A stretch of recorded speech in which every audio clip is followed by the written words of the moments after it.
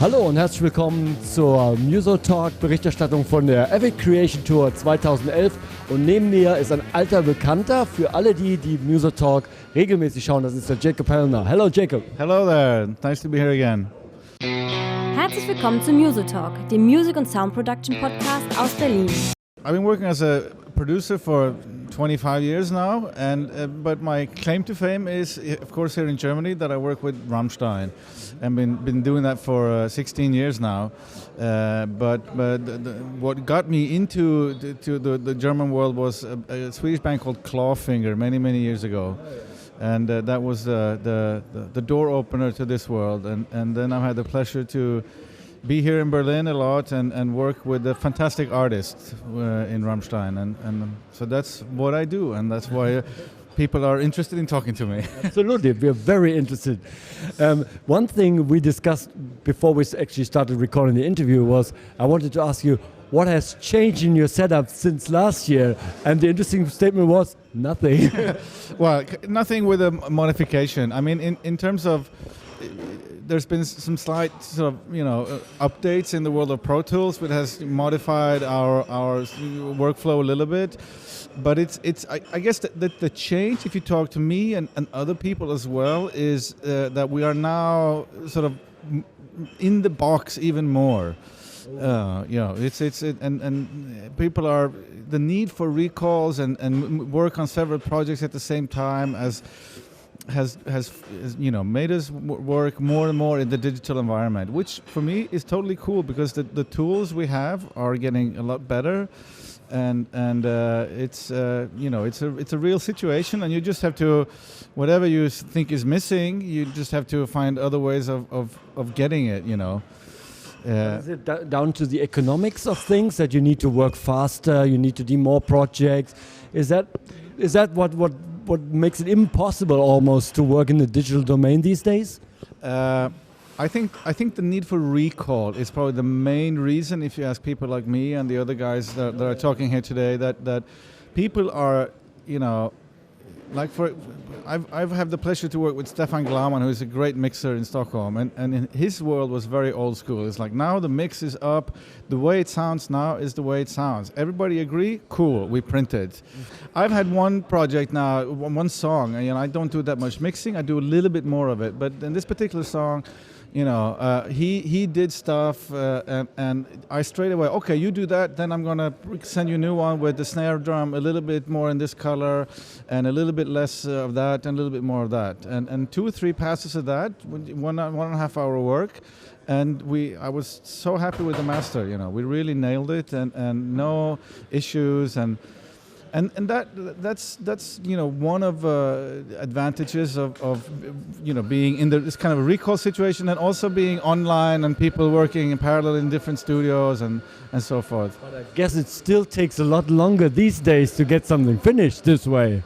That is true. You can get an email from an artist, the artist 3 weeks later saying, well, I listened to the song 450 times now, and I think maybe that the delay after the second chorus is a little bit too loud. This has happened to me. Oh, Jesus. Then I have to quote, I had this discussion with the fantastic producer and engineer Joe Barresi in America, and his answer to that is learn to love it. I've also talked with other colleagues here about the advantages and disadvantages of home recording, that people can now sit at home and make their records. What's good about it and what's not good. A good thing is that you can if you have, especially the experiences I've had, singers that are very sort of sensitive to who's there and the environment and so forth, they can be in a totally cool way and do a good performance. That's good at home. But you can also get totally lost in all the options, as you say. And I've more than once people come to me for mix something, and they it was so good at home, and we listen to it and blah blah blah blah blah. But the quality of the recording is poor, and I can't blow it up in the right in the way it's intended to be in the mix, because the quality of the recording is not good enough, and. So I'm, more and more I'm advocating learn the art of recording. It's a very, very important thing to record well. if you can do that, then you will end up with a higher quality product, no matter what style of music.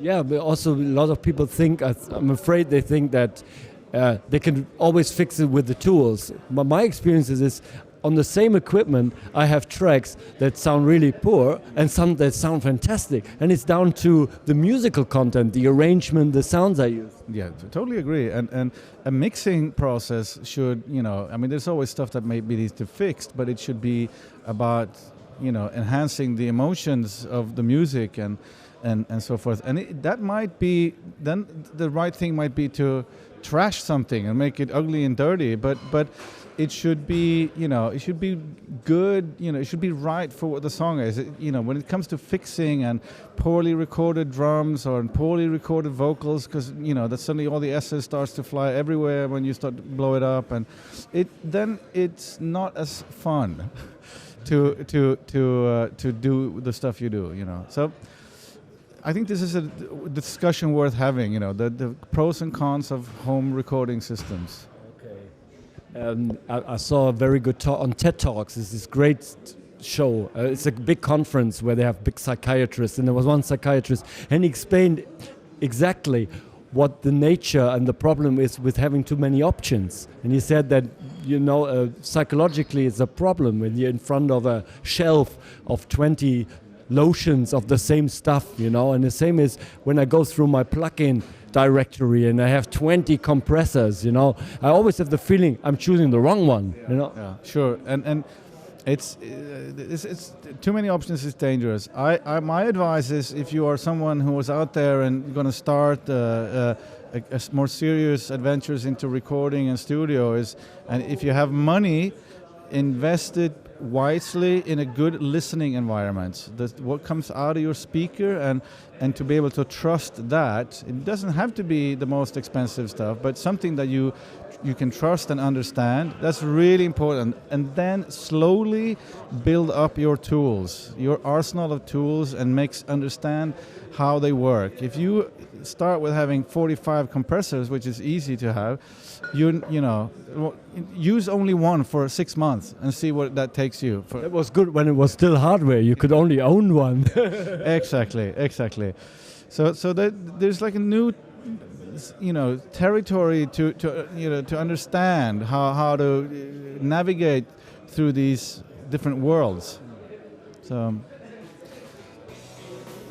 but if you get your shit together, then it's fun.